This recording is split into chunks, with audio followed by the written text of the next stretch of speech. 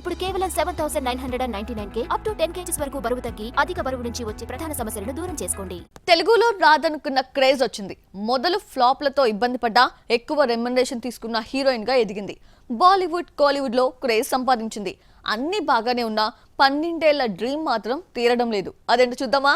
Pooja Hegde heroine గా పరిచయమై 12 ఏళ్లు దాటింది.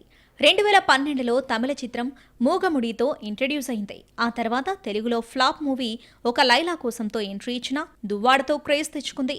ఆ తర్వాత స్టార్స్ అందరితో వరుస హిట్స్తో దూసుకుపోయినా తమిళంలో మాత్రం హిట్ కొట్టలేకపోతుంది.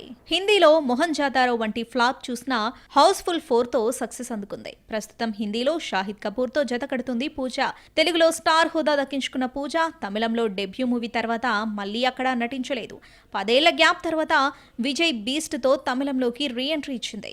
తెలుగు, హిందీలో సక్సెస్ఫుల్ హీరోయిన్ అనిపించుకున్నా తమిళంలో మాత్రం సక్సెస్ దక్కలేదు. ఆ లోటును బీస్ట్ తీరుస్తుందనుకుంటే కోలీవుడ్ మళ్లీ పూజకు హ్యాండ్ ఇచ్చింది. ఎంట్రీ ఇచ్చిన ఇండస్ట్రీలో హిట్ లేదన్న ఒక్క లోటు తప్పితే ఈ అమ్మడికి వచ్చిన నష్టమేమీ లేదు. బీస్ట్ ఫ్లాప్ తర్వాత పూజ ఎట్టకేలకు మరో ఆఫర్ అందుకుంది. కార్తిక్ సుబ్బరాజు డైరెక్ట్ చేసే సినిమాలో సూర్యతో పూజ జతకడుతుంది. తమిళంలో హిట్ కోసం వెయిట్ చేస్తున్న పూజ డ్రీమ్ ను సూర్య తీరుస్తాడేమో చూడాలి.